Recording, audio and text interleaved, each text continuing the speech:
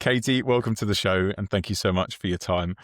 So, Katie is a female founder. You're an NLP master, a one-to-one coach of athletes, actors, high performers from all over the world. So I've been super, super, super excited to have this conversation. And your background is in psychology, in neuroscience and mindset. Yeah, So I think we're going to have a huge, huge amount to talk about. But yeah, thank you we again. are. So No, thanks for having me. you're most welcome. My first question, and I've been dying to ask this, what do you feel is holding most people back mentally? So mentally, if we look at everyone who is holding themselves back, it usually typically starts with they're holding themselves back from behaviorally. So like procrastination, self-sabotage, like they can feel themselves not fully going all in.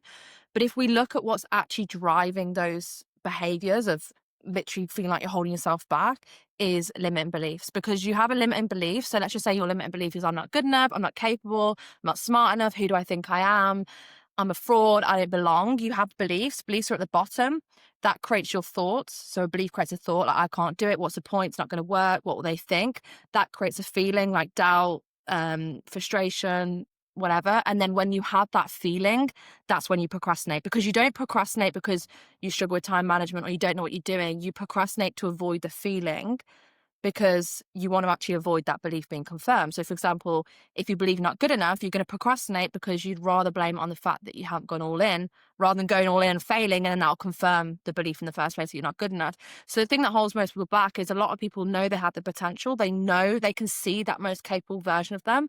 And it's like an internal conflict between the version of them that wants to go all in and that part of them that's like, yeah, but this, yeah, but that. And sometimes on the days when things don't go well, you listen to that voice. And it's the limiting beliefs. So it's 100% is a limiting beliefs for sure. It's so interesting that you mentioned foundations there, because how I imagine that, as you said it, is if you're building a brick wall, for example, and one brick Yeah, is much lower than the others, as you build the wall yeah, up, eventually there's just going to be a slope. And what you're yeah, looking at is, oh, the wall is wonky. It's falling over because it's wonky. But realistically, it's downstream from that actually there's a root cause to it.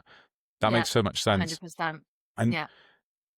how do these limiting beliefs get formed? Is it from a negative experience all the time, or?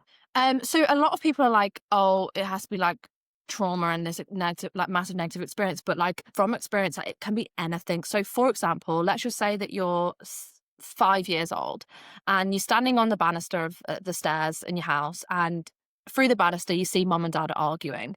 Now, as a 5-year-old, to form a sense of self and to understand the world and to understand what that is happening in front of you, that argument, you have to make it mean something in order to make sense of it. We always give things meaning to make sense of it. So when mom and dad are arguing, the ego and your like to form a sense of self will go, oh my God, this is my fault. So you make this thing called a limiting decision. So you unconsciously decide something about that event.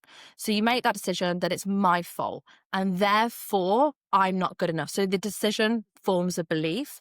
You take that belief on, and then that belief is unconsciously stored in you. So years and years and years and years later, when you want to go for that job interview or you want to put your prices up or you want to go for your business, that voice is like, yeah, but you're not good enough. And it's literally because you made a split internal decision and gave something meaning about you. So another example is like, let's just say that a teacher at school tells you you're not smart enough, or I've seen another one like you'll never amount to anything, or you won't make it, you need to get better at maths or whatever.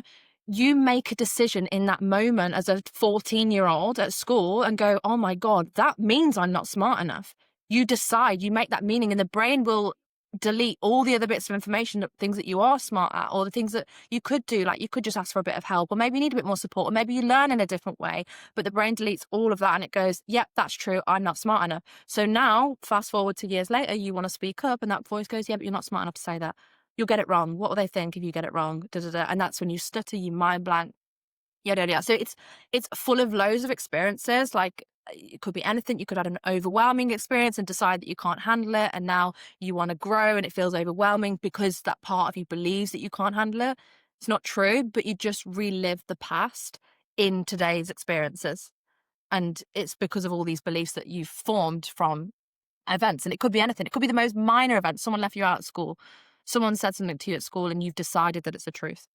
And that's why school creates loads of limiting beliefs.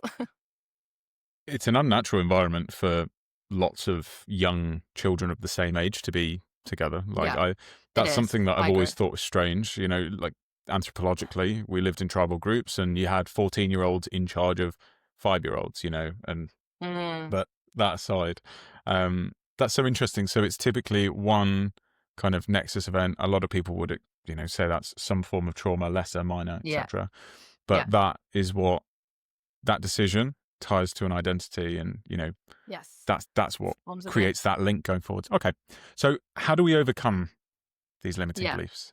So in NLP, the quickest way, like people think they need to spend years of like um trying to convince themselves that they're good enough and like let me just try and convince myself, let me just try and change my mindset, think differently. Yeah, it all helps in the moment, but you can overcome a belief in minutes. And this is why I wish this was taught in schools. I wish the world would be a better place if every single person had NLP. But basically what you do is you get yourself into a state of like a hypnotic state, so like a, you know, and you basically go back along your timeline. So let's just say that your eyes are closed and we're working the belief, I'm not good enough. I'll get you to repeat that belief in your mind, I'm not good enough. And you'll feel where that is stored in your body. So it might be like an anxiety in your chest, you might feel it in your shoulders and whatever. Da, da, da. So I tap into that feeling and I get you to experience the feeling in this very moment. Now, that feeling is a memory from one of those events. So I'll ask your subconscious mind, I'll be like, how old is that belief and that feeling? And your mind will tell me. It'll go, oh my God, it was when I was 6 years old. And you might not even know why, but the number 6 will just come up. Your unconscious mind will just know. And we go back, so we get them to go above the timeline, all the way back to when you were 6 years old, as the adult of today, through visualization, like looking down at that event. And then we go, I ask them, like, right, what decision did you make in that moment that led you to believe that you're not good enough? And they'll be like, oh, I decided that it was my fault. Mum and dad are arguing. And then you go, okay, so as the adult of today, what do you actually know to be true now? Because you had a limited perspective at 7 years old. You barely know anything. You have a very limited perspective. You don't know that mom and dad are arguing because I had a bad day at work. You only know your perspective. So we get them to see a perspective that breaks that belief. And they'll be like, oh, mom and dad were arguing because I've had a bad day at work. Oh my God, it had nothing to do with me. Oh my God, of course I'm good enough. And then they have that massive breakthrough. That feeling will be literally released and they'll never believe that again in their life.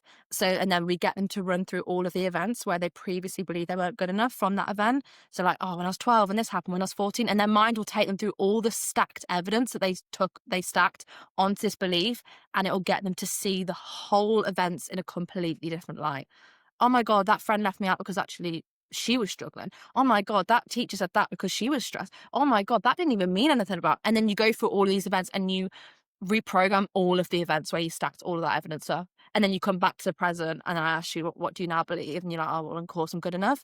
And then we future pace that into the future and we go, can you now see a future through the lens of being good enough? What's different? How do you show up? Like, how do you take action?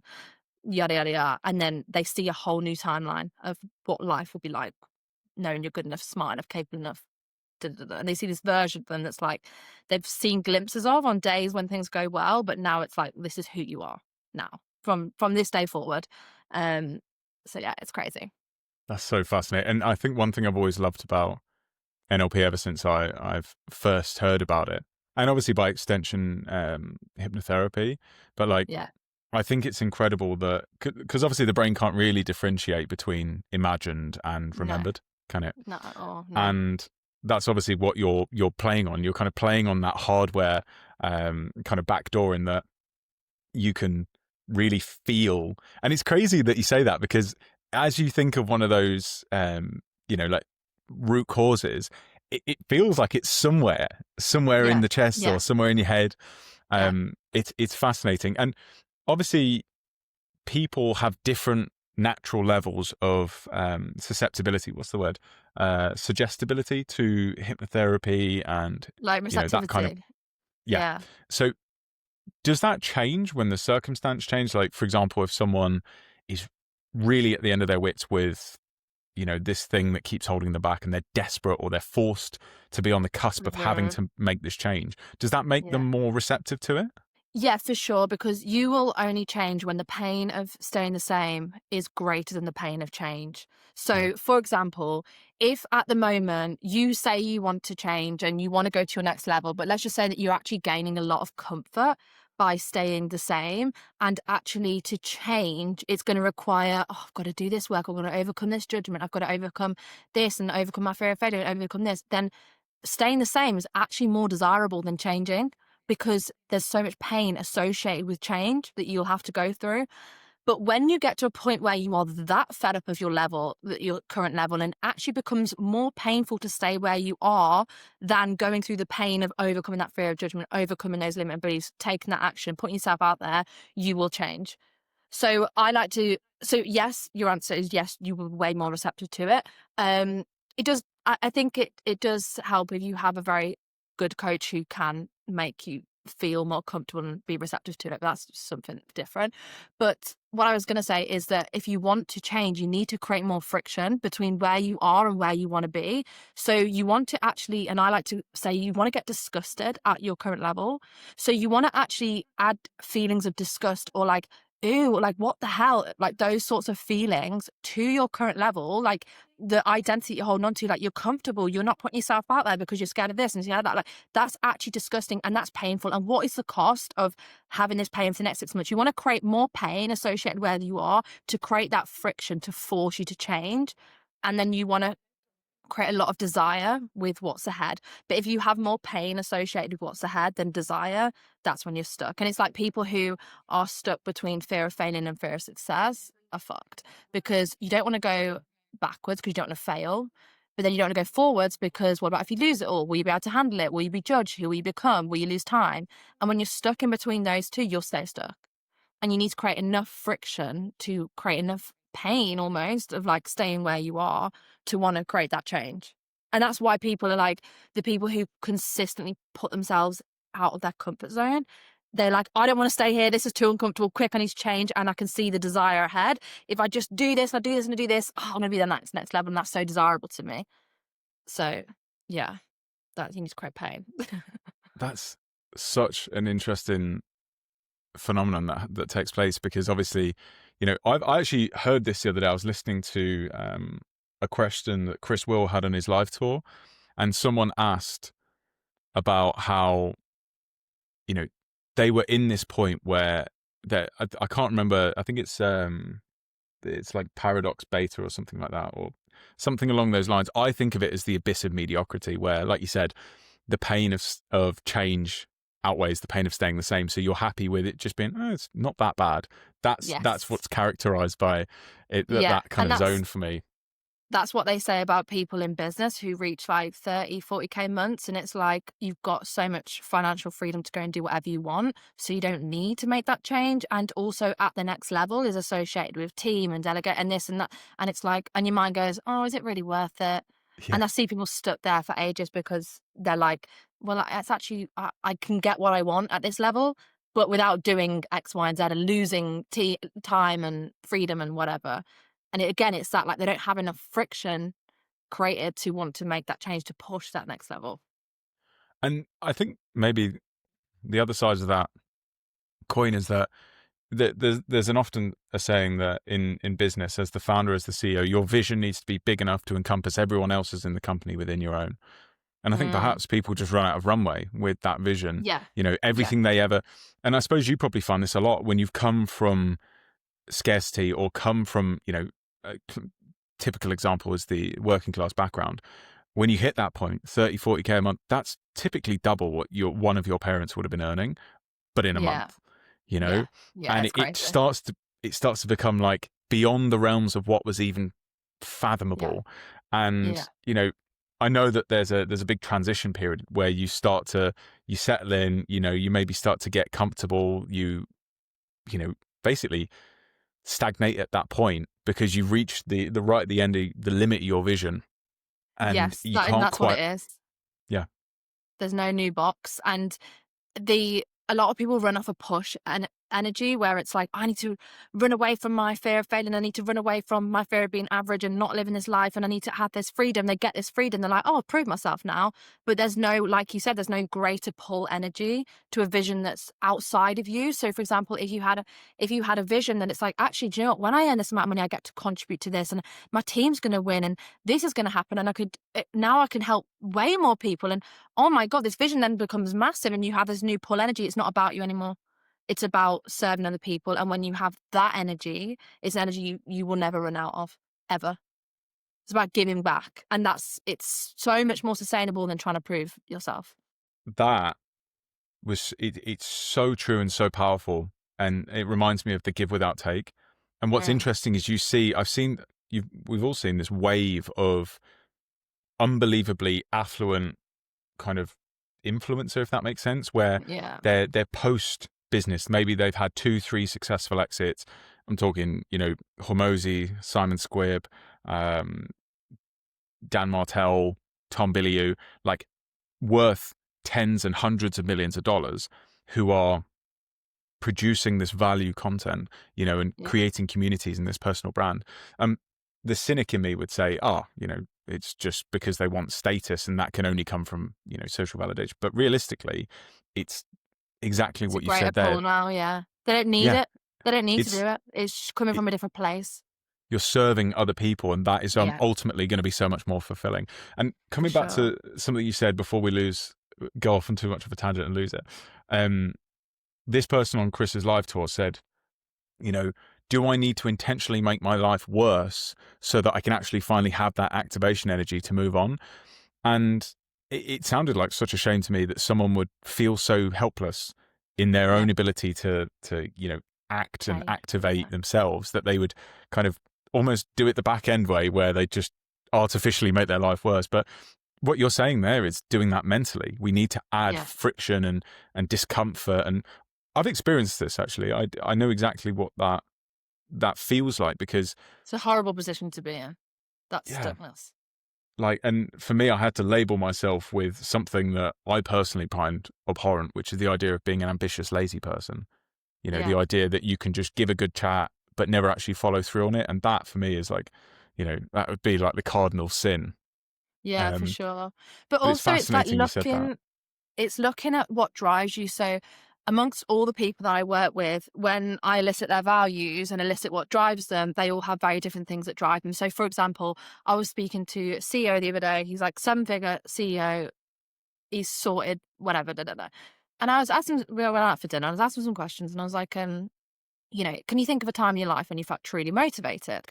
And he was like, yeah, when I had to, I can't remember what he said now, but he was like, yeah, when I was in an uncomfortable position, da, da, da, da, and I had to make it work. Or, yeah, when I stepped into a new level and it pushed me. And I said, okay.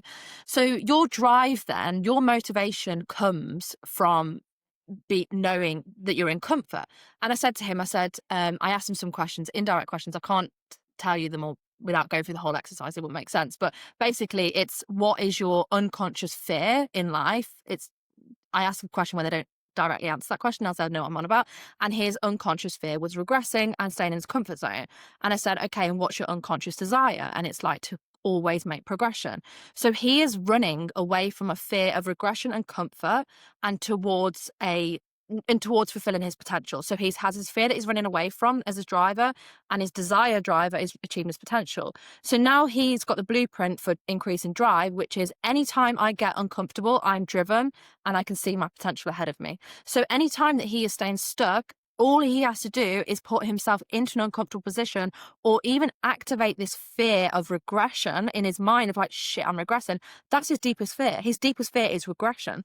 So if I can just activate that fear in him, plus see a desire of his potential and who he could become, that will activate his identity of like, oh, I'm not staying in this place. I'm not regressing. And then he'll step into the next level. So he brought a new car, he brought a new house and whatever. And he moved environment and it forced him to level up. And now he's in the next level. So it's like asking yourself, what drives you? So for me, like my my drivers when I've truly motivated is when I knew I had to make it work. When I knew I had 3 months left in my apartment, if I didn't make it work, I'd have to move back home. And knowing I can see another level to me, that made it work. So it's like if I want to increase my sense of drive, I need to activate that part of me that goes, oh my God, Katie, we need to make this work. Like there's another level for you. So how do I do that? So, and it's so important that a lot of people compare themselves to other entrepreneurs. Like, why am I not like them? Why am I not like them? You're not like them because you don't have the same unconscious fears pushing you and the same unconscious drivers driving you. Like, because your values change over time. So it's really important to know what fear is driving you, what desire is pulling you, and what time in your life did you feel truly motivated, and why? And do you have that in your life right now? So, for example, a client that I was coaching today, she was like, oh, when I had to change environments and had to make this work and this work, I was really driven. And I was like, well, are you driven in your current environment? Absolutely not. She lives in the UK in a house, and she's like, I hate it. Now she's moving to Dubai, and it's like simple change. Like, well, it's not simple, but it's something that will push her out of her comfort zone. It's like, it shows her next level. And it's like, sometimes you need that, like, what you need to know yourself more, 100%. What drives you? And this is what's not taught. And I think that's what's a shame, because if people just knew these unconscious things about themselves more, and you understood yourself generally more, you'd be able to make better decisions and actually not compare yourself as much. Because, like, I'm not driven by the same way that CEO guy is driven. For example, I'm driven a lot by fun and feeling alive and traveling, and that's changed over the past year. Um, so I won't be wired the same way, I won't work the same way, and that's where you never compare, because you can't. You're so wired so differently, you know? Absolutely. And they say that comparison is the thief of joy. And also it's Yeah. completely pointless, like you said, because it's the whole, like, you wouldn't live their life to get their results. Yeah, So, true. and you physically Yeah, couldn't either. no. But how can we then know ourselves more? Like, is that reflection? Is it journaling? Is it, what is it? How can we do that as a regular practice? I think part of this comes from listening to the right people as well, because there are some people that project a lot of advice out of there without really, like, truly knowing, like, the crux of this work and this space. Secondly to that is, I think just what I've said there is a great exercise. So I asked people, I did a group call for someone yesterday, and I was like, what do you want? And they were like, oh, I want 3K months, and then I want this, and I want to retire my mom, and I want money. I want more money. And I'm like, okay, like, remove the fragility of what you just said there of like, oh, I want this, and I think I want this, and remove the fear around it. And what do you really fucking want? Like, what do you actually want? Remove the fear, remove your limited identity that you currently have, because you've only experienced your current self. You don't know who yourself is in 3 months' time, 3 years' time. That is identity you're building. What do you really want? And they're like, oh my God, I want this and I want this. And then the energy just changed in the chat massively. I want to live in this big fucking house and I don't want anyone around me. And this is like what one guy said. And then the other guy was like, I want to do this and I want to do this. And I was, right, so now we've activated you. We've activated some inside you. And then I said to them, why do you want that?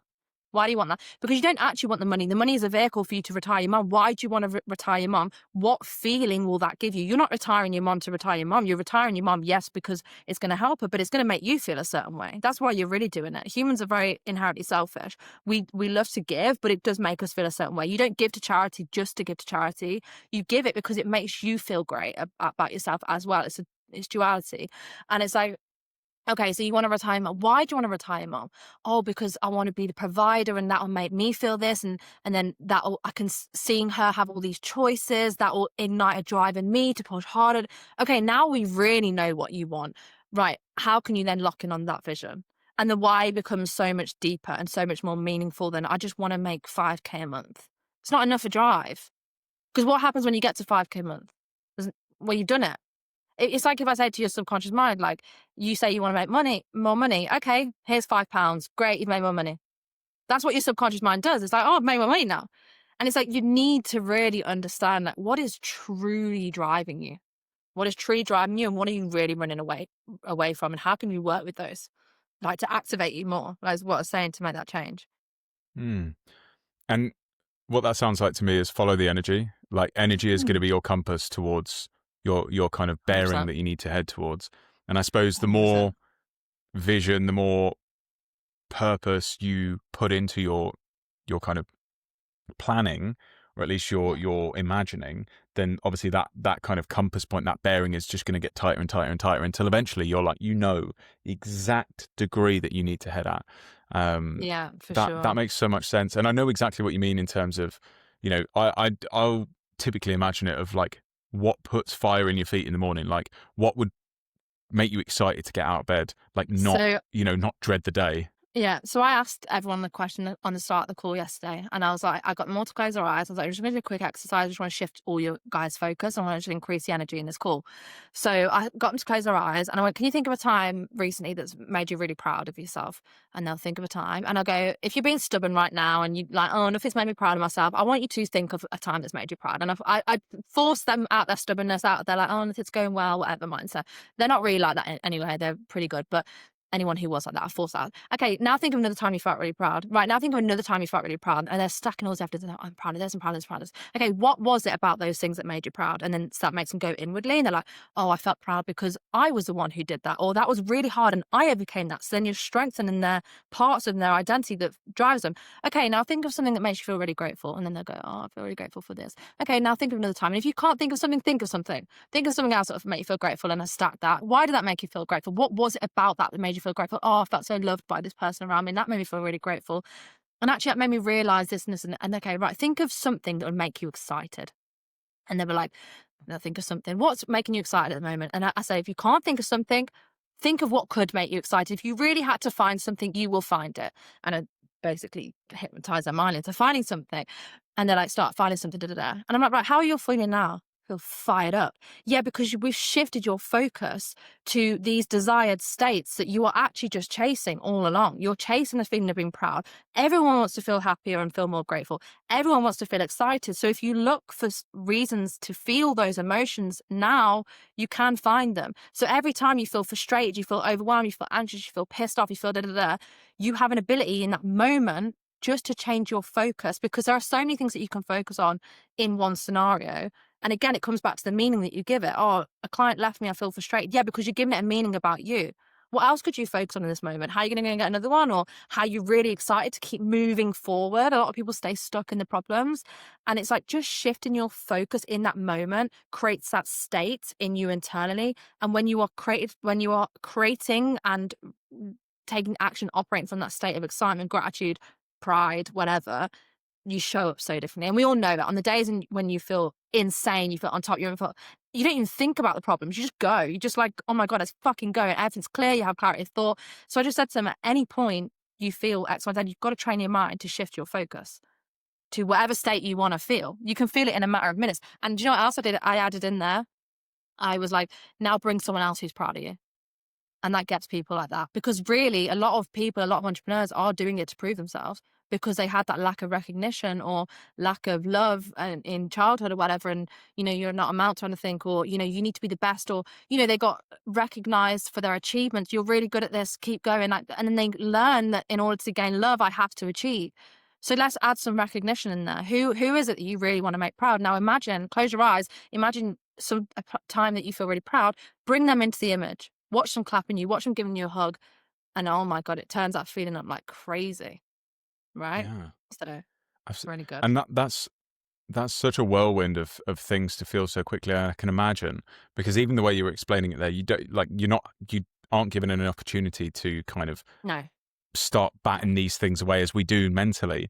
And Yeah. what was interesting there is it seems like the greater the level of detail, the more effective and the more impactful this is going to be. But also what you were doing there is, the way I think of this is, you were kind of like digging around in the bottom of the barrel to find actually what is it that you really, really feel and think. And there's a couple of things that you said that actually felt like you were just ripping the false bottom out of this barrel and like actually then going, that's what I was looking for. Yes. Yeah. Like digging deeper, because if you're in a bad mood and you're on that call and your mind's like, oh, for fuck's sake, I haven't closed this today and this has gone wrong. And people come to the call, and they weren't yesterday, but like there will be some people on the call that are just stubborn and they're like, oh, well, nothing's going well. And, and people are pissed off and frustrated and, oh, whatever. And I was like, I don't force you, but I direct your mind, indirectly force you to find those things, because they are there. They're always there. If I say to you, find a red car outside, you'll find all the red cars. And I say, can you look for the white car? And you'll be like, I didn't see a white car. Yeah, because you weren't looking for it. Right. And your mind can only it processes like 1 million something, whatever bits of information per second. And it's like, it filters through these lenses of what your beliefs, your past experiences. And if your past experiences was, I'm always this, I'm always that, then every bit of information that comes in, you're going to filter through that. So you never allow yourself to look outside of that. And this is what I say, you only know what you know. And it's like, you only know what you know, and you only know your potential at your current identity. if we can expand your identity and create these new beliefs within you, and new levels of capability, new levels of handling more, new levels of calm, confidence, conviction, whatever, your identity is so expanded. And from that identity, you'll start being like, oh my God, I could do that. And then I could do that. And you move towards the vision. Whereas at the moment, if you are in a limited identity of like fear or procrastinate, whatever, you kind of tiptoe around it, like half in and then half out, and we're back and forward. Whereas if we can just remove those old limiting beliefs and get you stepping into the identity that it's a true you spend all your life building these limiting beliefs up to come into NLP to remove them all, and then we reveal the real you who was always capable, but maybe you got told, oh, don't try that, it might be a risk, or you were always smart enough but you got told by a teacher this, that and the other. You were always able to handle it, but you just didn't ask for help when you were overwhelmed when you were younger because you didn't get taught that. You taught that you had to do it all on your own or whatever. Or you were Yeah. always attractive but you got told you were ugly at school, and now you change yourself so much you don't even recognize yourself. So it's about, NLP is about bringing out the real you, because we're all capable, we're all attractive, we're all this, we're all that. And actually, when you change your beliefs, you change how you see yourself and then how you then act. And it's wild. The transformations are crazy. I literally adore it, and I think it's so incredible, and so I think you obviously are obsessed with what you do and with NLP. No, Yes. and I am too, and I feel like once you actually fully understand and get like a real solid grasp of how impactful it is, it's what takes people from level 1, level 2, straight up to like level 800, and Yeah. other people would describe it as quantum leaps, and Yeah. it is just absolutely breathtaking what's possible. But Yeah. it was something you mentioned just there. So the fact that I think people often forget we're living in a virtually generated world, like in terms of the biology that's going on, like we're processing information, which is electrical signals, and then we're generating it. So, and we Yeah, it's actually get to crazy. dictate what we see in the world. Like, as you Yeah. said, if you Yeah. have a great day, if you wake up, and like your partner or like someone sent you like the nicest message ever, I'm not saying that you should read your phone first thing in the morning, but if you've had a fucking great day, you then just starts to, it is a You saying, see isn't it? things You get differently. rose Yeah. tinted glasses on the world, and you Yeah. start to see more positivity in the world. And Yeah. I think one thing that's really important to me is proliferating that and Mm. really making sure that as much as possible people do have the positive lens on the world, Yeah. because positivity begets positivity begets positivity, and Yeah. the opposite is true for negativity. Yeah. And Yeah. it's interesting you mentioned the whole school thing, because I remember in year 2, and again, like, it's so crazy how vividly this is. I remember being sat on a specific table, specific chair, and the teacher, I remember her name, I'm not going to out her, but we'd just Out or done some now. kind of, I know, yeah, it's doxer. No, she's probably dead. She was super old. But Oh we God. were doing like SAT practices in year 2 for like year 6, and I did fucking terribly, like as expected of someone Yeah. that's in year 2. But And that's the she thing, told as me, expected, you're in year 2. but Yeah. I remember her telling me, you're not gonna, like, it's wild that people say this to kids, but she was like, Yeah. if you don't do good in tests, you're not going to amount to anything in the world. And my mum was appalled. She was horrified, and she tried to Yeah. It's but disgusting. the kind of damage was done for a long period of time where I believed I wasn't good at testing, and that went through all the way until I was an early adult. And the second year of sixth form, I literally got forced into a position where they were like, if you want to continue to be this position that I'd worked for, that as like a head boy, if they were like, if you want to continue to be that, then you have to start doing good. And then all of a sudden I got forced out of that. I Old literally had to cut that. I beliefs. was like, right, Yeah. I haven't got the luxury of believing that anymore. And then I went on to Yeah. go to uni and produce one of the best scores in the you know Yeah. subject So then what does that that they'd ever tell you had. It's about that just, belief that you took on it as bullshit?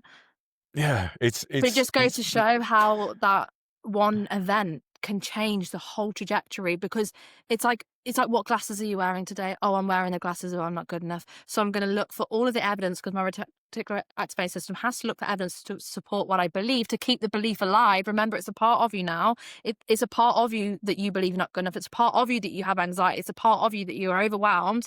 You aren't overwhelmed, but you have a part of you that feels overwhelmed. And it's formed part of your identity. So in order to keep it alive and keep this part of you thriving and alive, like freaking bacteria, we have to feed it. So we Yeah. have to some days sit in overwhelm and look for all the evidence of why we can't handle it. We have to some days sit in I'm not good enough and look for all the people who reject us, don't talk to us, don't this, don't that, why it's not working, because it keeps that belief alive because you took it on a part of your life. And who are you without that belief? You'd be very capable of that belief, but it's just so true. And it's like, you know, you'd accept, and it just shows the power of language. Oh my God. Like, for example, if I say to you today, oh my God, the weather is absolutely terrible. Think of the weight of the word terrible and how that impacts your body and then how you see the day. And you could focus on other things. You could focus on, oh, great, it's great to be outside. It's great to da-da-da, whatever. And if we take the word terrible and I said to you, tell me something terrible that has happened in your life, you might think of something terrible. Some people, you can take your mind there. Some people could tell you something honestly terrible. So Truly you awful. referring to the weather as terrible when actually to someone else, terrible is assault, robbery, all the bad things in life. Death. So Yeah. your language, yeah, exactly. Your language just on the weather alone, for example, impacts how you then feel. When really, is it terrible or is it just a little bit shit and we just love to Yeah. complain about the weather? So is everything going wrong or is your mind just catastrophizing? If everything was going wrong, I can best believe you'd be homeless, you would have lost it all, you'll be without your family, you'll have no food, and then everything really would, your basic survival would be going wrong. So is everything going wrong, or are you just choosing to see through the lens of everything going wrong because it keeps you in victim, for example, or whatever? And your language is so important, so important. It either gives you or robs you of agency, the way in Yeah, which you lead. And 100%. I have this kind of visual that I thought of when I was like thinking of high performance language, where the zone of kind of accountability in language, I need to name it something else, but you know, right at the center, I, me, am, like language that is first order, that there's no escaping from. Uh, No. yes, I am doing that. You know, like you Yeah, like if you don't do it, someone's like, why did you not do that? And yeah, right at the other end of the scale, you've got, yeah, we'll try to do that. You know, that is yes, the least agentic, least committed language ever. And yeah, no one's really going to hold you up on that too much. You said you tried, no, yeah, but you know, my colleague and you know, we did our best. yeah, yeah, And it's just yeah, it's so powerful. And I think that it it reminds me of the kind of weird situation, and trust me where I'm going with this, but like, you know how all of us are here because of childbirth? Like we're all here because our parent, we like, didn't ask sorry, to be here. yeah, well, no, we're all here because Mhm. a mother has had a pregnancy and then given birth to us, right?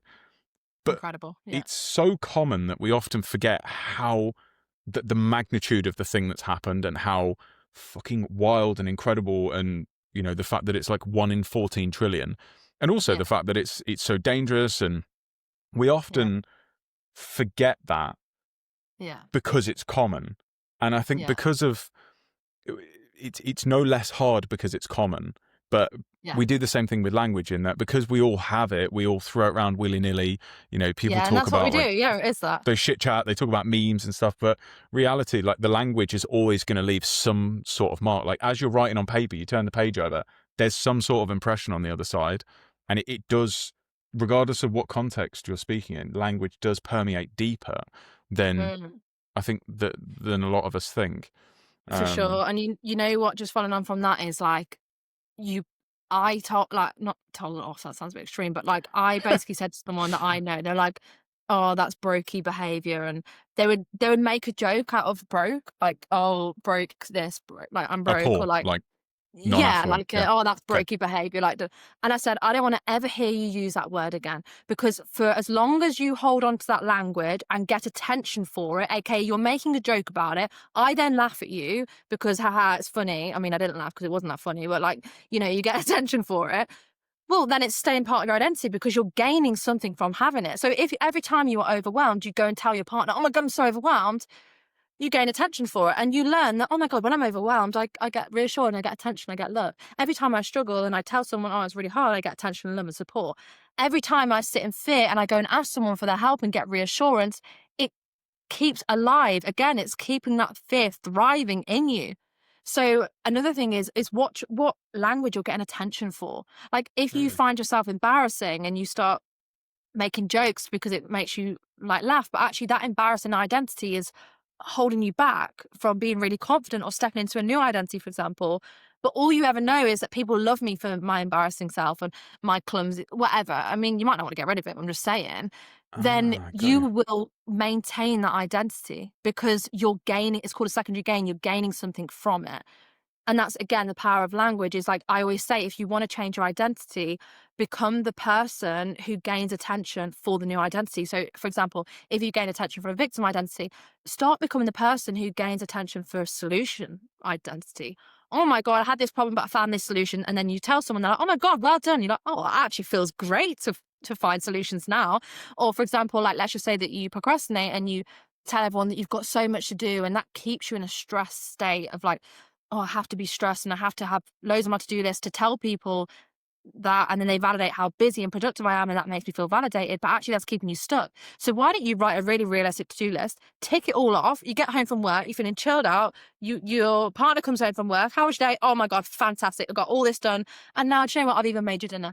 Oh my God, do you know how much love you're going to get? Do you know how much validation you're going to get? And do you know you get to move forward as well, and your relationship moves forward as well, for example. So how can you gain the same thing, but for a new behavior that moves you forward? And that is Mm. like one of the best things that I've done. So I used to be really unorganized and I used to gain a lot of attention for it because I was like, oh, I'm really successful, but look how unorganized I am. And it'd be a flex for me. It'd be like, oh my God, I'm so successful. I'll do everything last minute. And I'll yada yada. But it got to a point where actually that unorganized identity that I was getting attention for was actually holding me back. But I was like, but I don't want to let go of it because it feels so cool. Like I'm this successful, but like I'm so unorganized. Like how great is that? Yeah. And I was like, Kate, you fucking get a grip. And I was like, how cool would it be to be so organized and successful that you've got all the free time to have loads of fun? And that's exactly what I do. I'm organized, I'm intentional, and then I have loads of fun. And then I get attention But for that. And I'd rather get attention for that. and that comes back to your kind of North Star, which is following fun and energy and where you feel like most like Mm, yourself, which is yeah. curious. But it's really interesting you brought that up because the first thing that came to mind was Rebel Wilson, the actress who Oh, yes. stayed Yeah. overweight, Yeah. unhealthy, and Yeah. the fat girl in Hollywood. So she would continue getting roles because Yeah. it was that was what was being rewarded. And Yeah. it's so interesting. We have to Pavlov's dog ourselves into actual behavior change because we need positive reinforcement, or Yeah. at least Yeah. if there's going to be a negative trigger, like it needs to be so negative that it Yeah. overwhelms any kind of positive reinforcement for Yeah. the Like negative it's the thing, if that same as makes sense. people like, for example, like who start smoking. Like you start smoking because it gives you a secondary gain. So when I smoke, I feel significant. Like maybe you started it to Cool. feel significant. So I feel cool. I mean, my mates, I Yeah. feel cool. So you started it because it gained you significance, right? And then as you Yeah. carry on, now maybe it gains you certainty. I'm certain that every time I smoke, I will feel a relief. So now the secondary gain has gone from significance to now certainty that it gives you a certain feeling. So even if you want to stop smoking, for example, you can't, because how are you going to gain Mm. that certainty that you're going to feel good as something so quick as a cigarette, right? So then you have to find new ways. And you have to find the cost of continuing smoking to create the pain associated with smoking. So, for example, if I was to take someone for an NLP Yeah. session, it'd be like, how can we add in disgust of smoking that you actually like, ugh, this is more painful than it is pleasurable. And how can you gain pleasure from being someone who isn't a smoker? For example, I'm just using smoking as an example, but Yeah. Yeah. Of course. it's exactly what you said. Like whatever you gain attention for as a kid, for example, like people like I don't know, like anything, and it's so detrimental because it keeps you Ah, stuck. being like kids gaining like attention for being precocious or being cheeky, and then that carries over into them actually just being assholes because they Yeah, want to act out, they want to get yeah, I get you. That yeah. yeah, Or like it's so kids interesting. who No, speak please, out in please. class and being naughty and they gain attention for it. Class They are clowns. get you don't they don't gain attention for good behavior. They're Mhm. bored. They're sitting there at the back of the class being quiet. There's no attention. There's no love. And, you know, maybe as a kid, they had to act out in order to gain attention. I only gain attention when I'm naughty.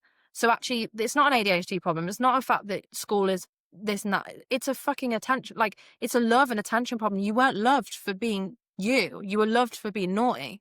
Mm. And you gain attention for being naughty. So that's why I almost have empathy for quite a lot of people in the way of like, yes, it's not your fault. Obviously, you have to take accountability and responsibility, but like, you acted that way because you had to, out of survival. Because as a kid, all we care about is, well, we care about as humans, all we care about is love at all costs. I'll become successful and I'll go through the pain of being successful if it means that when I'm an athlete and I'm a successful athlete, I'm going to be loved. Or if I have to be sick all the time and when I'm sick, I gain attention and love, I will be sick all the time. If I gain attention for moaning and complaining and having a negative view on the world and people give me attention for that, then that's how I'll be.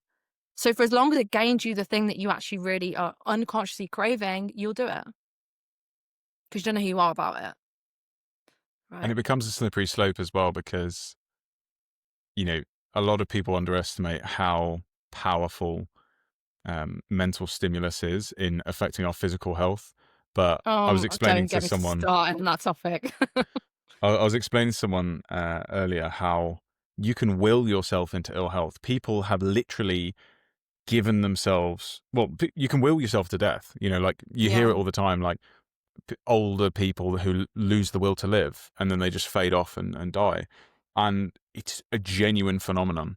Like yeah, the people that live to 110, 100 plus, they have such a strong will to live that they somehow manage to make their body last and make their body, yeah, you know, keep it running on fumes essentially until it yeah. literally physically gives out. But do you know what I Um, think part of that is having purpose. It is like yeah, what you said, losing the will to live. It's having a will to live. What are you getting up yeah. for, excited about every day? And secondly to that is, I'll give you an example of this. So I heard an example of another NLP practitioner, or whatever. She had this guy in for a session and they're doing parts work. So it's where you speak to different parts of you. Part of you wants to grow, part of you Mhm. procrastinates, wants to change, whatever.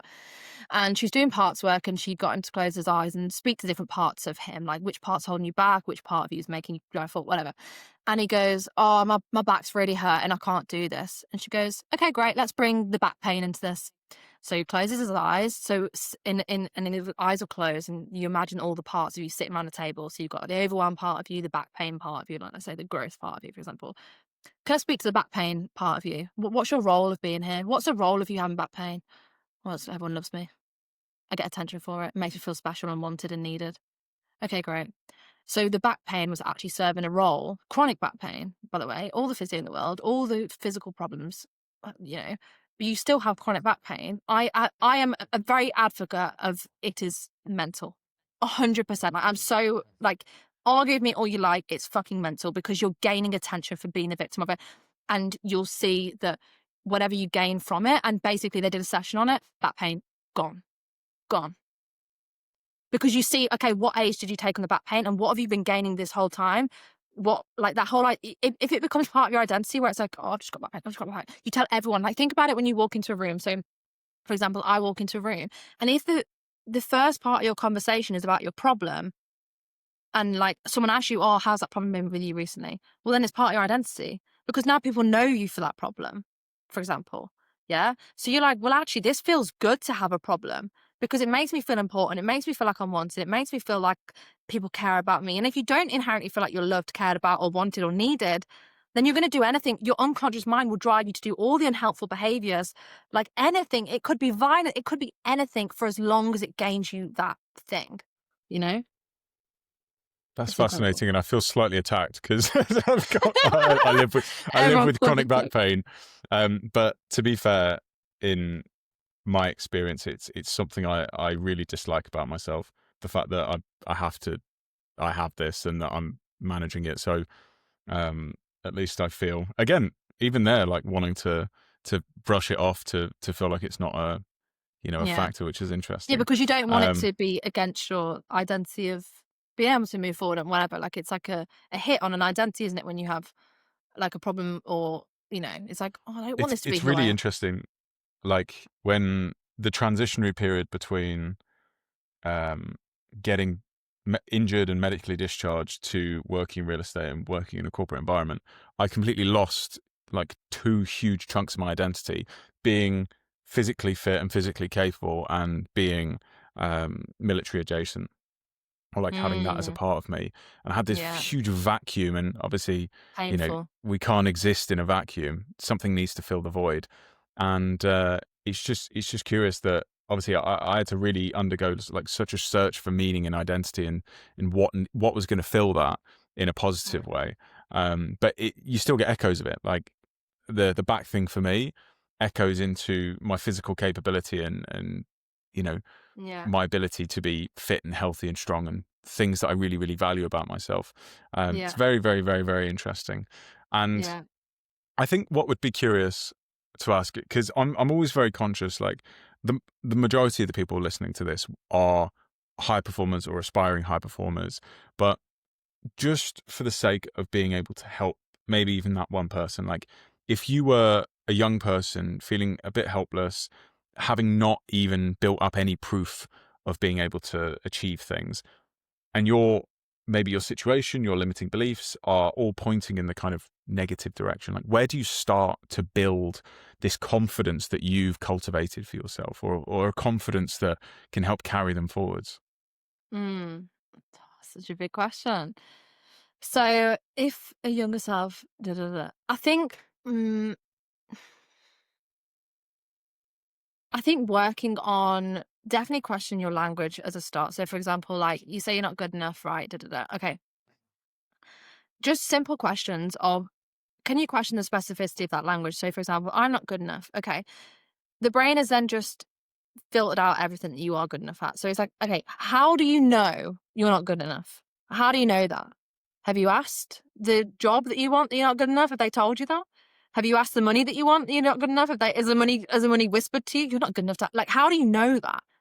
And a lot of people go, oh, I don't know that. Okay, so what would be more helpful? Okay, so actually, I'm learning a new skill right now. So it's not that I'm not good enough. It's that actually, I don't have the competence in this because how the fuck can in year 2 you have the competence to do SAT work, right? You're in year 2 for year 6 work. So it's like, actually, what is the actual reality here? Yeah, I'm new, I'm learning. Okay, great. Then secondly is reward. So like we said before, how can you start rewarding this new identity you're building, this new skill that you're building, this new behavior you're building, like you would reward a dog? If you punish a dog for getting on the sofa, well, when you're gone out the house, the dog's going to get on the sofa because there's no one there to punish it.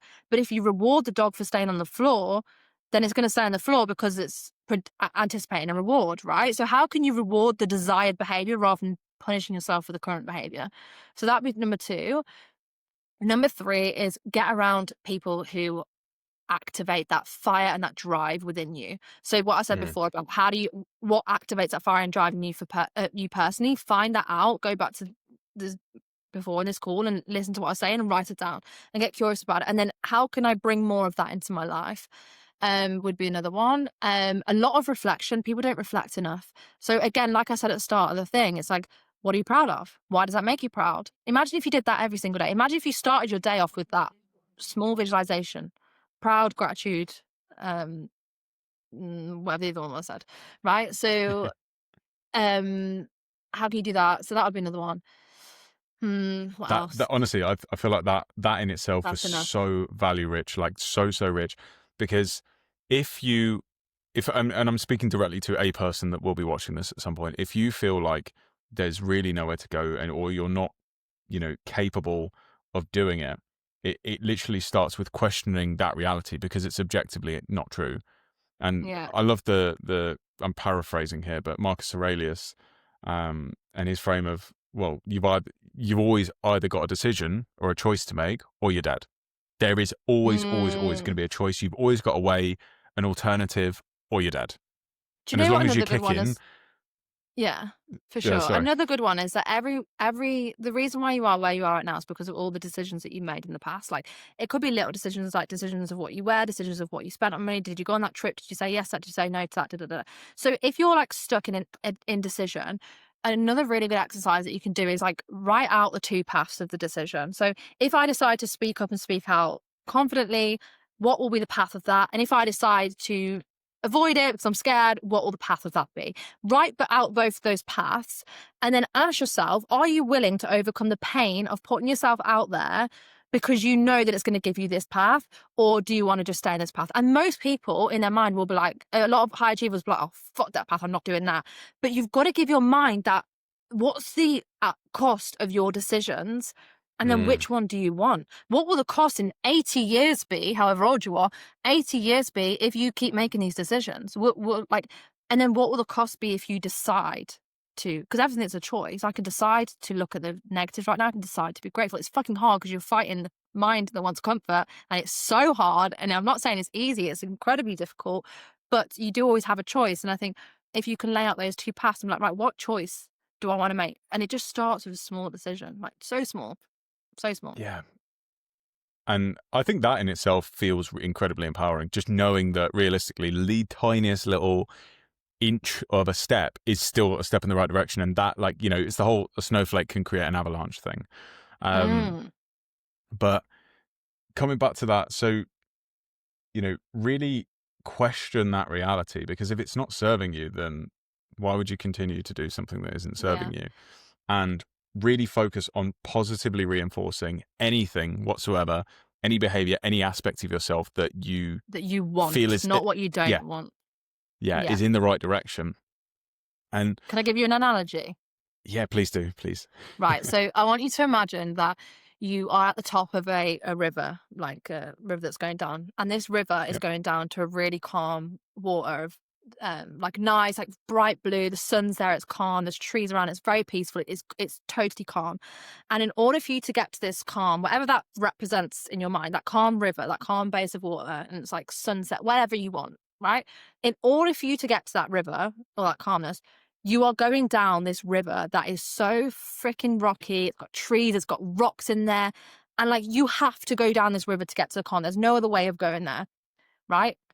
You know that when you get down this river, you're going to get there, right? How are you going down this river? How are you deciding to go down this river? Do you want me to answer? Mm-hmm. Again, I don't know what the right answer is. There's no right or wrong answer. Exactly, yeah. What my brain says is fucking send it. Like, helmet on, vest on. There you go. Right? Kayak, like wet deck, absolutely fucking send it like as quick as I can. Make it the coolest story possible, because you know it's going downhill and it's only going to happen once. So that's your method then. So that what your brain's just done is there's multiple ways to go down the river. I didn't tell you what path you need to take to go down the river. Mine was that the less I fight the struggle of going down the river, like if the river's fighting me, if I try and fight it back, I stay stuck. So if I want to get down to the bottom of the river, the quickest way is to trust. And I think that's more the feminine me, like trusting, going down it. And then what reveals itself on the way to the river is I'll actually be able to see the opportunities, because I won't be fighting the problem, right? I'll be floating down it and seeing all the opportunities and letting them all come in, and then I'll get to the river quicker. I'll get to the bottom quicker. So it really shows you how your mind processes things. Some people are like, right, I'm going to fucking attack this river. Some people are like, right, I'm going to float down it. And the quicker I relax, the quicker I get down it. Yeah. And it's such a good analogy. Some people are floating on vibes in a little rowboat, and I was and you're like kamikazeing it with a fucking full body helmet. That's so interesting. I absolutely adore stuff like that. The visualizations where you really get to see like a representation of the texture of someone's mind. That was really, really fun. And I suppose what's wonderful about that analogy is we can literally all imagine the river, because obviously as you get further down it broadens, you know, I don't know, at least when I envisage that river, it broadens as you get further down. And you know, different obstacles look different. Sometimes, you know, maybe a tree's fallen across the river and you've got to navigate that. And I love these generative activities where you get to just understand how you fundamentally view life. Because there's that whole glass box thing where, like, you know, picture a box. I've already said the material that I typically picture, but like picture a box. How big is it? How small is it? What materials it made out of? Is it see-through? These kind of things, and it gives you an idea of, like, you know, how trusting you are, or something like that. People have heard of it; they'll understand. And nice. Coming to the other end of what we were talking about, you know, when it comes to high performers and people really wanting to change the world, which I know you work with a lot of them anyway, but what kind of separates the people who can just successively go on these massive bounds, these massive leaps, time after time after time, and the ones who, you know, make a bit of progress but actually end up kind Yeah, of so I staying and categorize plateauing? these into this is what I found recently actually, and I was literally asking myself the same question. I was really studying like, what is it that makes these people come to me where they don't really have many problems mindset wise, but they just want to they just want to be better, and they know that they haven't worked on their mindset yet, and they think their mindset's really good because they're just someone who gets on with it. And then you've got the other type camp of people that really want what they have and really want to go after it, but they just stuck with their mind. The difference is, in my opinion, the difference is the drivers for success is what I was just saying. If you are genuinely driven by a fear of being average, not reaching your potential, regression, that fear is so painful that you will do anything to overcome your problem. So if it means you have to stay up till 11 p.m., that means that you're going to achieve your potential and you're going to not regress because the fear of regression is driving you. You think it's like chasing you. You're going to stay up till 11 p.m. If you have to go and speak at a public event, but you know that's going to give you the recognition, that's going to make your business go better, but you hate public speaking, you'll do it. Whereas some people don't have that unconscious driver.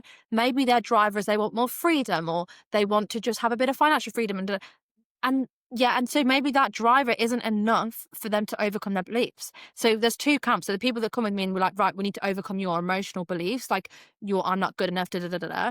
Whereas these other people, typically more avoidant of their emotions, they just do it because actually they're running away from the fear of not achieving their Mm. potential, being average regression. So it's the unconscious wiring behind what drives their success, in my opinion, dictates whether you have the ability to just get on with it or not. And that's why having NLP available to the people who, you know, do need to overcome their limit beliefs. I had to overcome my limit beliefs. Yeah, I was very hardworking, I was very driven, but I had such a massive fear of failure, such a massive anxiety. And I remember I was sitting in a cafe with this guy one day, and he was like, we're just doing some work together. And I said, like, do you know you like if you're going to be successful? He went, yeah, of course I do.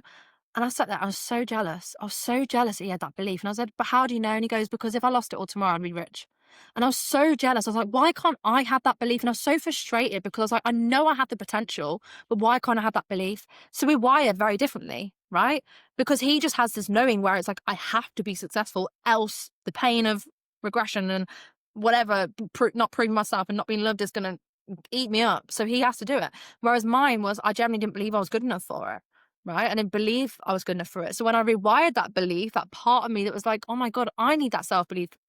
That's when I believed in myself and then went all in. So Wow. it genuinely is what drives you, what wires you. 100%. And that's why you I, literally cannot compare to other people at all. I really appreciate you sharing that, by the way, because I think that actually is such a powerful example. And like this whole conversation like makes me incredibly reflective in terms, and Mm, then obviously I know that's the purpose of it, but on actually, you know, turning that mirror to myself and understanding actually what are my drivers, like where does this, you know, you were talking about that certainty that he had. I've got this, you know, borderline psychotic, like obsessive belief, but I think where I fail a lot of the time is in generating the middle bit, because I know I'm yeah. going to get there, but I'm historically pretty relaxed on timelines, and obviously that's something I've had to work with. But Yeah. and I almost forgot the kind of the line of questioning I wanted to go on there, but it's interesting that realistically, and this isn't going to be pleasant to hear for anyone that wants to be, you know, there'll be people in the audience that want to be billionaires or at least centimillionaires, etc. If we're going to use wealth as a metric for success, Hmm. realistically, the people who are the greatest to have ever been, the greatest in the world, the absolute top of the, you know, the tree, oftentimes their pain is so great that it would actually be hell to exist as them. You know, I'm thinking of Yeah. Musk, I'm thinking of Tiger Woods, Max Yeah. Verstappen. You know, their childhoods crafted Yeah. them into this tortured Yeah. being who Yeah. needed to be so much more than everyone Yeah. else that They're a it's nobody driven without them. their success. Yeah. Yeah, And that's and that's the sorry, that's a difficult thing about the 3D world is that we compare so much to the external success of like, oh my God, they had this, they're that successful. But it's like, strip that all away. And who are you without your success? If you believe you're a nobody, then who's actually winning? Like both mm, people win, everyone wins in their own ways, but there's so much comparison to these people that it's like, but they have to do that to survive, right? Some people are Mm. secured in themselves that they don't like, they might not want to be that successful. Maybe they don't feel a need to prove themselves. And I think it's having that acceptance of what is your version of success. And the minute you compare it to someone who is driven by a completely different set of values to you, you're fucked, because you wouldn't even be driven that wide that way anyway, unless you really wanted to. You could do something about it. But whatever, like, I think it's really looking at like what drives you. Again, it comes back to that question: what drives you? What's your version of success, and why? I think a really silly example that I've just thought of is, maybe comparing two people who, for some magical reason have their Strava plugged. Maybe two people are on a run, and the first person is running through the woods, and they start getting chased by wolves or a bear, and they are now Yeah. running for their life. But on Mm. Strava, they make it to safety, and Strava's like, wow, you've just PB'd your 5K. And Mm. the other person So true. is out for a run round a track, and they've planned in a track session and they PB their 5K. But realistically, the person, they've had, more or less the same outcome to the observable world, but Mm-hmm. the internal driver as to why they got there are completely different. And So one different. Yeah. will probably be super proud, have a really positive experience. Wow, I can't believe I worked towards and did that. And the other will be genuinely tortured and, what's the Yeah. word? Traumatized by the Yeah. experience. Because they're running away from pain, and it's actually, yeah, it's so true. The two different drivers are so different. So different.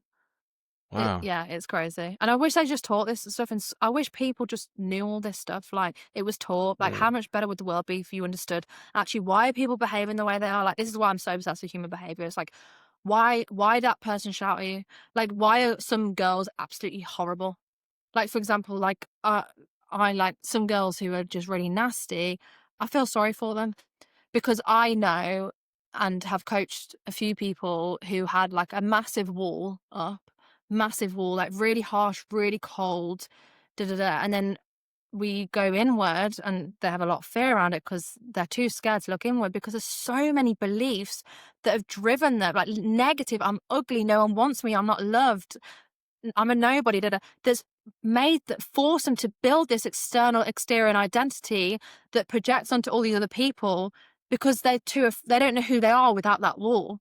So every single person that behaves a certain way, they're doing it out of survival and out of that's how, and you can kind of see through people then as well. Like, I understand. I mean, I don't tolerate your behavior, and I don't accept it, and I won't accept it, and we won't be friends. But like, I am like, I feel sorry for you, and that's okay. But even if they were to have that deeper understanding of, the impact of their behavior on other people, and actually why they are like that, then they can start to make those positive changes, and then that influence that, they make less comments on people, which gives other people less limiting beliefs, and the world would be such a better place because everyone would stop projecting so much. But it's just so interesting when you can see why people do things, like, you know like, it's just, what do they really want? Why is someone shouting at you? And what do they really want? Do they just want to be heard? Why is someone trying to make you feel guilty? They just want to be loved. Like, I know the behavior is not acceptable, but when you can understand people's needs, you can stop making it mean something about you. It doesn't mean anything about you when they shout at you, unless you've done something wrong. Obviously, take accountability. But like, if someone makes you feel guilty for not pleasing them and being a mood pleaser, like, what does that, like? What is their map of the world? What's their perception? Why would they be making you feel guilty? What do they gain from doing that? Does that hold you Yeah. there closer? Does that make them feel loved? Like, it's really about what are they gaining? It's nothing to do with you. And, like anyone that projects negativity, I always say this, like, people's negativity is more of a reflection on them than you. Yeah, It's an 100%. expression of their deepest inadequacies, deepest resentments. And Yeah, that's simply it. And I think, but yeah, to wrap that up in such a neat bow is such a privileged position to be in, because I I think what you were saying there, you wish it was taught. I think it's incredibly difficult to cultivate that level of awareness. emotional. I don't want to say this, but like dissociation, because being able to watch the thinker, as Eckhart Tolle would say, and be able to analyze and understand your emotional reaction to their emotional reaction, it takes a level of empathy, or a level of understanding, Yeah, or a level of unemotion. And I think that in itself is the hardest thing to cultivate when we're talking about yeah, being able to understand people. yeah, And I think there's a reason why it's typically the field of, anyone studying human psychology or the brain. It's pretty much, not exclusively, but mostly limited to them.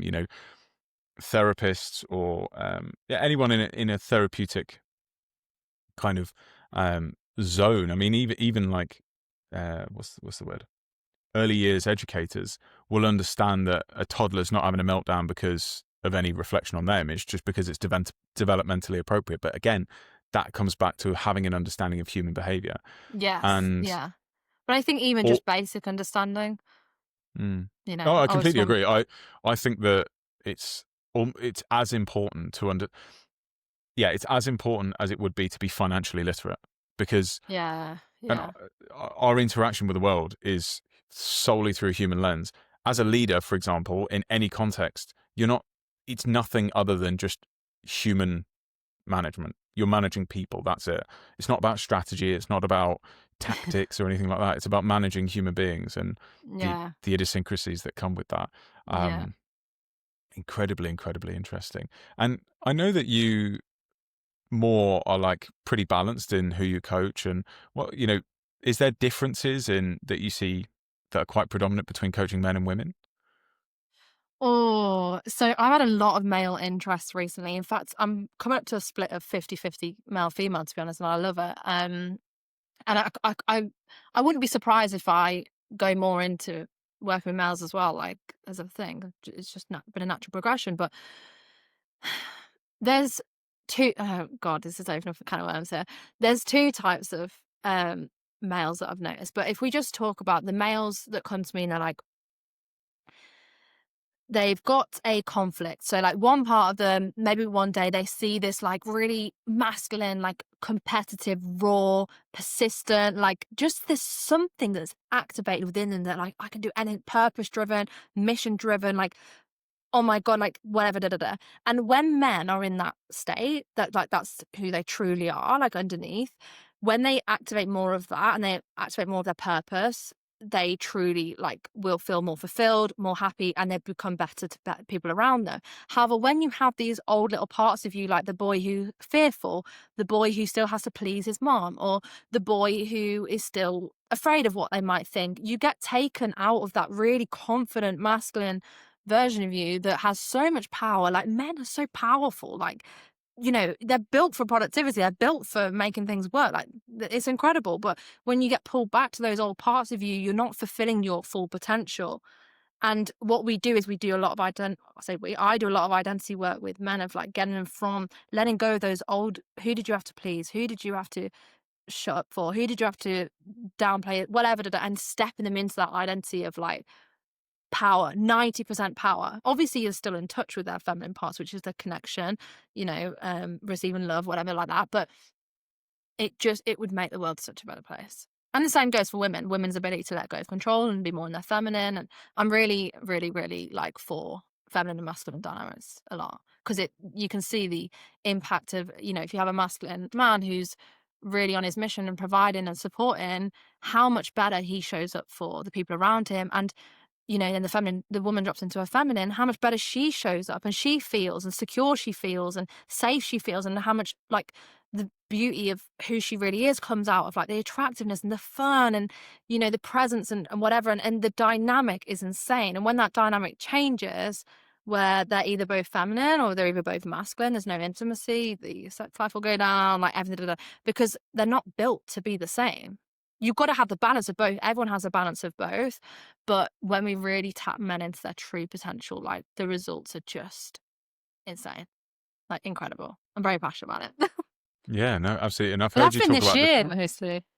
That's been a I've lot heard you this talk year. about the pendulum of masculinity to femininity, Yeah. and I think like I often think of a lot of things in just life in respect to the yin and yang uh, symbol, because Yeah. I feel like it perfectly embodies the changing nature of everything that we experience.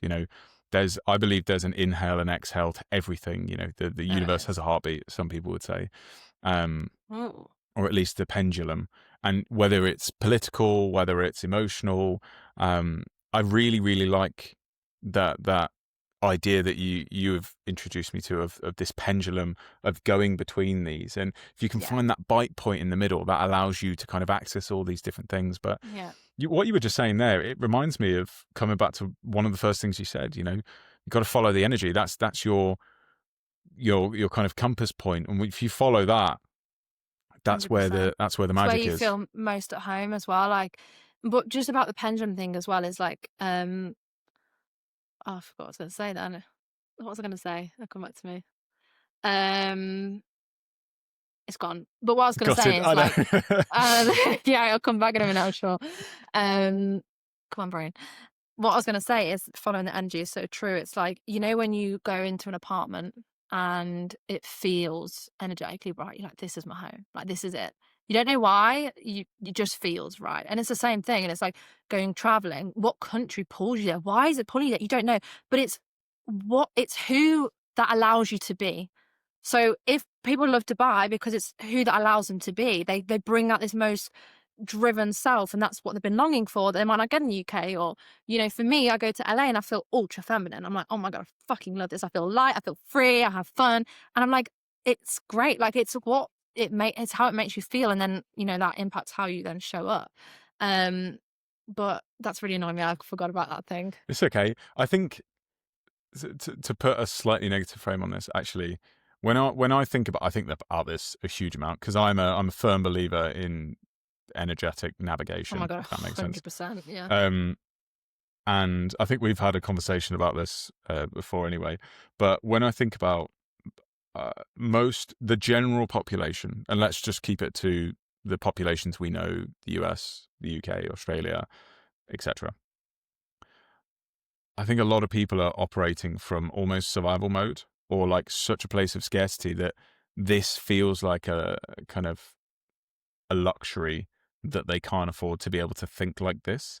Mm. That's my impression, and I think all that from listening to you today would say from that is, again, address that belief. Why does it feel like a luxury? I mean, you get to think however you like to think, and that's free. Mm. You know, Yeah, yeah. being able Yeah, to for challenge sure. how you think in your worldview is entirely free. And if you need a stack of evidence to say that, you know, you're allowed to, then there is 1,000, what's the word? Examples on the internet, in media, of people who have come from objectively worse circumstances who have achieved objectively more. Like, this came Yeah. to mind earlier because I was listening to Goggins, again, his book, Can't Hurt Me. And every single time I get absolutely floored by the depth and breadth of human suffering that he endured. And I just constantly relate that to where he is now. And again, that's a perfect example, actually, of someone achieving inhuman or superhuman results because they're such a tortured soul that they Yeah. have to. That's Yeah. part of their Yeah. fundamental Yeah. drive.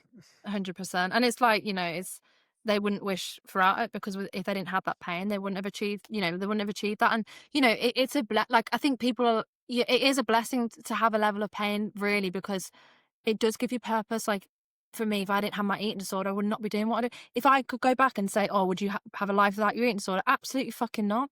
Are you kidding? Yeah. No, I wouldn't.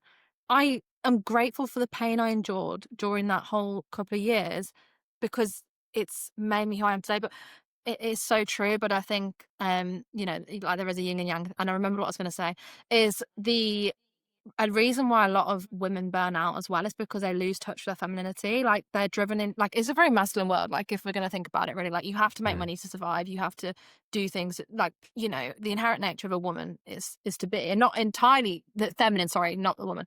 The feminine is to be and be present, nurture, da da da. But when they're so driven in the other end of the pendulum, like they're masculine, they lose touch with the femininity. So it's like the playfulness, the presence, the fun, the joy, the love, the nurturing. They even stop nurturing themselves because they're so in their masculine. I need to do this, need to prove myself. Maybe they didn't get dad's love when they were younger or whatever. And it usually is that. And, and the reason why they burn out, and, you see a lot of mentors like, just get on with it. Why are you so burnt out? And it's like, well, firstly, mate, you're not a woman. So, you don't burn out as easy as women who are out of touch with her femininity. As soon as I bring a woman back into her femininity, as well as a masculine, I don't take that away. I'm like, keep your achiever self, of course.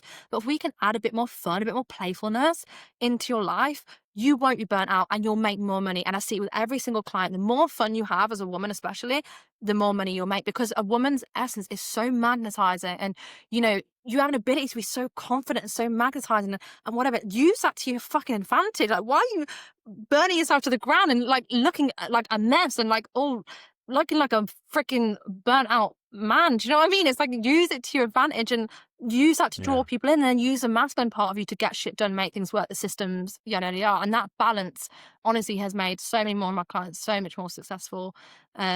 Because it is just about losing touch with the joy. And I said to a client the other day, she's like, I don't have any fun. I said to her, what do you do for fun? Like, when was the last time I don't know. I said, but you can bring fun into your daily life. For example, like, go on a walk. Your natural instinct, I need to get my 10,000 steps. Okay, so you go out, you get 10,000 steps, you walk, you hate it because it's go out. The next time you go out on that walk and get your 10,000 steps, I want you to have so much fucking fun doing it. I want you to start like low-key, like, get ready for it. Smile to yourself when you're in the walk. Like, you'll remember that I've told you this and you'll be smiling. You've got fucking Katie Tommy to have a bit more fun. Like, Just going to a hair push coffee over the shop. ear. Yeah, like have a little bit more spring in your step. Like, go into a coffee shop, get a really nice coffee, and like say hi, guys. Like, hey, how are you? Like, yeah, having a great day. Da, da.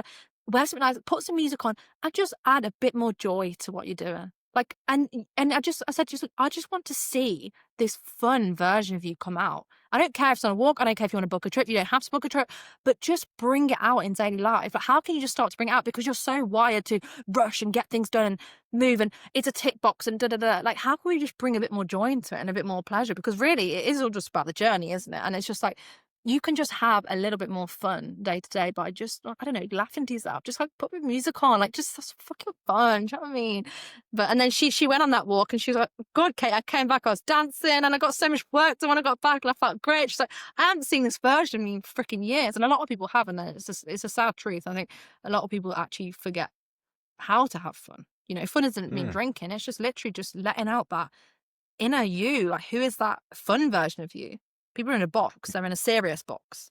I think we often confuse suffering for success, Yeah, and you know, 100%. and because it's easy, you know, like, you know that a reward comes at the end of a period of pain, but then you start to Yeah, associate the pain with that. the reward with the pain, as opposed to the fact that you've gone through it. But something you mentioned there was like, it's I love having this conversation because like it is so quick firing that I'm having things come up and then like other Breakthroughs. things.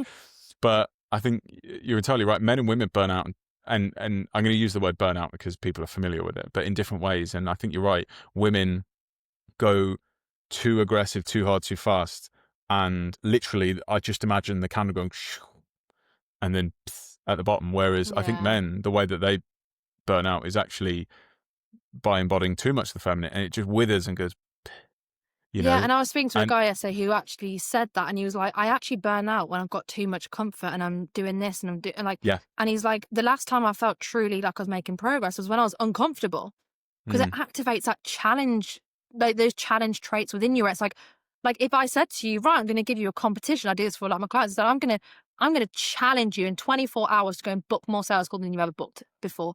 Go on. And they love it. They hate you for it, but they that activation is a challenge part of them. They're like, do you know what? I could fucking do that actually. And they're like, and they do it.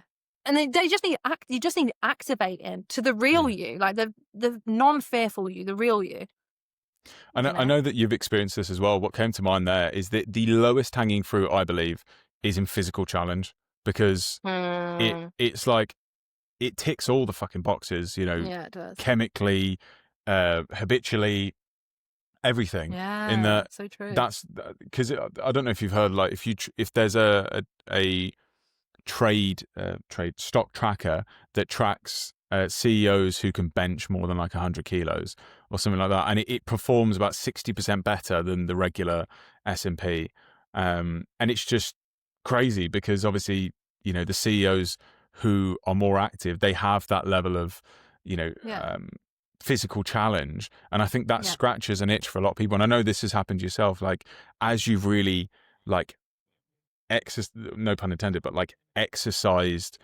it out of you, yeah, you've been able to take these leaps quicker and progress even faster, and then you get Yeah. compounding results and things like that. Yeah, and there's so many benefits to exercise. Like, I think also from a respect point of view, like you respect yourself, people respect you. Yeah. Energetic, your energy, like your body's ability to energy. Humans are not. This is what like people don't understand. Like the reason why a lot of people are tired is because you don't move.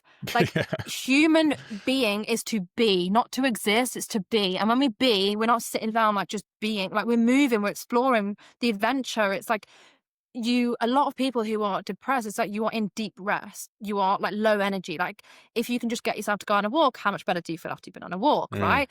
So a lot people like human, we're not designed to sit at a desk all day. Like we're not like that's not, go back. We never did that. It's not in our like it's Yeah. not natural. So it's like so exercise and movement is like so important. Like so important. On so many different 100%. levels, yeah. Yeah. And I love the saying, and I literally say this probably way too much, but the antidote to anxiety is action. And that Yeah. actually can reflect in every sense of the word, in that if you're feeling like pent up, or just go for a walk, move Yeah. your body. It's And so yeah. even just stand up from your desk and do some star jumps or some push-ups. And what I Yeah. love about this is that scales all the way down. So like if you are 600 pounds and can't get out of a chair, for example, it is the respect thing still holds. If you see someone who is like at that stage, but on the thing in the gym, the hand Yeah, bike, you respect them. you Yeah, you 100%. respect, if anything, probably more than the person who's like Because of absolutely how crazy hard it jacked. is. Yeah.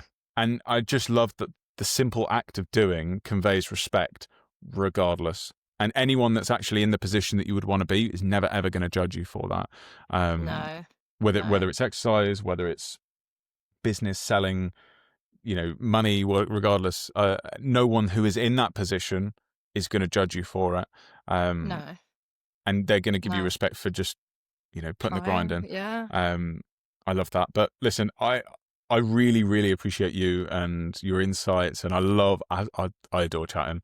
And Yeah, I think same. if I'm being honest and transparent with everyone, I've only gotten through about a third of what I wanted to talk to. So I very much look forward to having another episode. And Part I want to two. bring this, into the garage. And what I love to do is, I've kind of borrowed that tradition from the Diary of a CEO, where we have questions that are left by the guests for hmm you. So I've Okay. got a question, and a couple of other things. So your question from an unknown guest, they're not filmed chronologically. What would be your dream morning for productivity? Okay. Um. Okay. So this is I already know this. So I wake up around 7 a.m. and the first thing I do is journal, visualization. So I do my 5-minute journal, visualization, and then I have my water supplements. This is like quick, like it's like a 5-minute journal, 5-minute visualization, like a couple of minute visualization, Hmm. supplements, water. Then I get ready for the day. So I always get ready for the day. It's something I never used to do because like, oh, I'm not that person. I'll just be messy, da da da. But actually, like, I need to fucking feel good. Do you know what I mean? So I get Yeah. ready for the day always, and I respect myself a lot more for doing that rather than looking like a fucking mess. And then I do my hardest task first. So I get my hardest task first, and then I'll go on a midday walk. And then it's like I've ticked the hardest task first. I'm good. Tick my hardest task first, like my needle moving task. I've gone on a walk, so I don't leave my steps till last minute. Then I do my afternoon of work, and then I go to the gym in the evening. That's my routine. That's so interesting. But already you've ticked all those boxes. You're doing all Yeah, the kind of the groundwork. yeah. The, Because steps and the big task are the hardest hydration. things for me. Yeah, and you were eating the frog as well.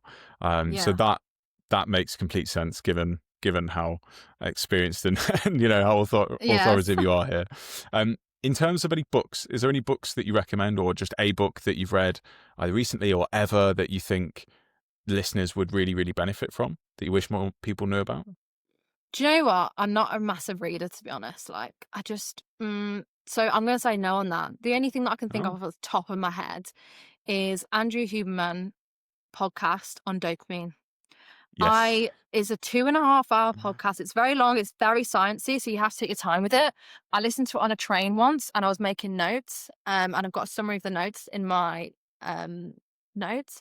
And the insights that I took from that because I'm a bit of a neuroscience nerd anyway, but the insights I took from that has made me really question like what I'm doing for like dopamine and not, and expectation, managing expectation and the impact it has on dopamine. So just quickly, if I go to a shop in the morning and like, let's just say my favorite pizza shop opens on a Friday afternoon after work, and I'm expecting it. I've looked forward to it all week. In anticipation of that pizza, my dopamine goes up. Now, if I go to the shop and I get the pizza, so my expectation is met, then dopamine stays stable. If I go to the shop that day and it's closed, my dopamine crashes down hard. And let's just say that one day I go to the shop on a Saturday and I didn't expect the shop, so my expectation's low, so no dopamine released, and I get the pizza, then it's exceeded my expectation and therefore dopamine shoots up. And also the harder it takes to acquire the dopamine release, so like the harder the task, so it's like, oh, I've got to do this walk and this before I can eat this or whatever, rather than just getting up and eating it, you have a more stable release of dopamine. But if it's a quick dopamine, the dopamine will shoot right back up and it'll go straight back down. And that's why we feel those horrible feelings. So managing your expectations is fucking key. In fact, that is something that I could do a whole podcast on, is manage your expectations 100%. If you're always exceeding your expectations and then set yourself up for disappointment, your dopamine goes down. And it also supports maybe an old story that you had, that you're a failure or a disappointment, and you have to keep replaying that story. But listen to that podcast, learn it. It's hard. Maybe you want to put all your notes down and then put it into ChatGPT to get it to explain it to you easier, but expectations is key. No, I think that's really, really about. And I actually listened to it, so I know exactly what you mean. It's, to be honest, all of his deep dives on neurochemicals, which I know is a lot of them because he's a neuroscientist, but the one on nicotine, I think, was incredibly enlightening for me as someone who's neurodivergent. But that's so interesting. And just to recap that, obviously, your expectations dictate the dopaminergic highs or lows that you experience. Yes. And you'd always rather bias for constant, surprise highs as opposed to constant surprise lows. Effectively. Yeah, the surprise. Yeah. And when it's a surprise, it's even better. So like if I go to dance and I'm really in a bad mood, I'm like, oh, I can't be asked to go, like really don't want to go, and then I had the best time. And that's why people say, oh, the time that you don't expect to be best is usually the best time. Yeah, because your expectations down here, you tell yourself it's going to be shit, and then you exceed expectation, dopamine goes through the roof. Whereas if I go, oh my God, like I'm buzzing to go to LA, right? I'm buzzing to go dancing. My expectation is I need to like lower it a little bit, but it's so high, and I'm like, shit, it better fucking match my expectation, else I'm gonna have a crash. And that's why you crash. That's the Paris effect, isn't it? People like building it up, specifically Americans building it up, going, and you're like, oh God, this I did that filth in in New the York. I told streets you and about stuff. that, didn't I? Yeah. But okay, there's an interesting paradox there in that, obviously, how do you keep expectations low whilst also being positive? I think that's a good So your question. expectations are always built off past experiences. Like if you've always expected that a launch has gone wrong, then you're going to expect a launch to go wrong.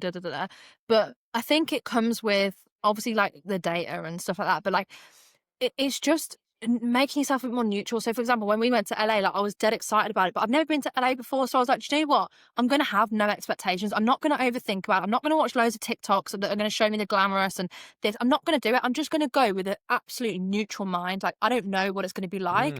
And then I got there and it was better than obviously I thought, and yada yada. But also it's what you make of it after you've received that expectation. So yes, the pizza shop is then closed. Okay, what are you going to go and do instead to bring that back up? Like, could you go to a different shop, or like, could you go on a run? I don't know. Can you get your dopamine up in other ways? He's dying. Sorry. It's just one of those. It just it's caught. like, Sorry. there's no right or wrong decision. It's what you make of the decision is how good you make the decision after you've made it. So you go to the pizza shop, it's crap, the pizza's terrible. How are you going to make that experience good? Are you going to complain about it and focus on how it's terrible? Or are you going to just change your expectation and be like, right, it's not great, but this is what I'm going to expect moving forward, or whatever. Well, everything circles back to agency. Like how are you going to kind of enforce your will and like your experience on the world, or are you going to let the world dictate your experience? 100%. Yeah, 100%. That's a great one. And I suppose a easy blanket frame is just be grateful. Like whatever happens, everything happens for a reason, and be grateful for that. Pizza shop was closed. Oh, maybe I would have got salmonella that day or something. I don't know. Or maybe it gives me the opportunity to try something new, Yes, yeah, I love that. And that could exceed your expectation. You'd be like, fuck that, I'm not going to that Yeah. pizza shop again. Another example is like, I went on holiday with my mum to Mallorca and we got there and we were so excited because the mum daughter holiday, we haven't been in ages. And we got there and we were like, oh, like it's not that nice. Like we thought it was going to be a bit nicer. And we were like, oh, we felt a bit disappointed. And then we're like, do you know what? Let's accept it for what it is. Another thing, accepting it for what it is. Yes, it's Mm, not what your expectation was or what the photo said on fucking whatever, the website. Okay, whatever. But let's, like, how can we have fun? It's about asking yourself the questions like, how? Instead of saying, oh, why is it not as good? How can we make this great? yeah. Just simple question. We had the best Ask fucking time better ever. questions. Yeah, Yeah. ask better Ask questions. better We ended up having a questions of great time. yourself and the world. Yeah. That's so important. And I think also stop telling yourself a story in your head, because your was it the default mode network, I think, that Hmm. is generative, autobiographical, like that will fucking pick up and run away with it. Whereas if you just intentionally say you're going, Yeah. and we, regardless of what it is, we're gonna make sure that we have quality time, the best time possible together. Yeah. But That's that's it, like because you can progressive, it's make it forward. work. Yeah. Yeah, Like yeah, yeah. you could, I could go freaking camping and have the best time if I wanted to have the best time. Do you know what I mean? Like, Yeah. some people might hate camping, but I was like, well, if I want to make it good, I'll make it good. Like if I go to dance and I feel a bit shit, how the fuck can I make this the best dance ever? And something will get clicked to me. And I'm like, "Do you know what? Get on that fucking dance floor. Let's go. And have the best time of my life. Or maybe we'll just have a little drink or I don't know, whatever. Like you can make it what you want to make it, but that's your Yeah. decision, I think. I love that. And I think that's a wonderful note to kind of leave it at the edge of the garage. And I think, where can people find you? What are you working on at the minute? Tell us about any new launches you have, or, where can people Mm. find you?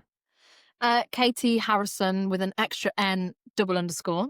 Cool. If you could put that somewhere down below, that would be great. Yeah, that's where I am. What am I working on at the moment? So I am currently working one-to-one with high performers, so actors, athletes, CEOs, and a lot of males. And then I am working on a bit of a launch for people who can't afford one-to-one. But there'll be more to come on that. And then obviously I've got my products that we're continuing pushing, and yeah, and hopefully back And into events next year as well. amazing. And I know you love events speaking as well. And you've also got your journal and your diary brand Yeah, as well, internalglowup.com, planners, goals planners, where journals. you can do all of your journaling, which we need to do Yes. because we need to reflect more. And I'm a pro journaler, so you'd obviously want to get one of mine. I'm joking. But no, the thing for me really, like I'm at a stage in my life where I just want to travel. I just want to travel and work. Like the current stage, I'm 25. I'm like, I've done loads of events, loads of speaking, whatever. And I'm just like, I just want to travel. Like, I basically live out of a suitcase at the moment. And just let's book a flight, let's book a flight, let's book a flight. And that's because my dream was financial freedom and location freedom. So I'm like, well, I'm going to live that out. Because a lot of people have the money and but they don't have the mental freedom and the ability to integrate work and travel, or, not feel guilty and have fun and whatever. And that's the biggest thing for me at the moment. 100%. Well, Katie, I appreciate the life out of you. I literally adore all of our conversations. Yeah, I think we're same. very, very bouncy off each other, if that makes sense. Yeah, And yeah, I love this thank you so, conversation. so much. Really, Thank you really for having appreciate your me. time. And I look forward to seeing you again. Okay. Yes. All right. See you Thank you. later. Bye bye.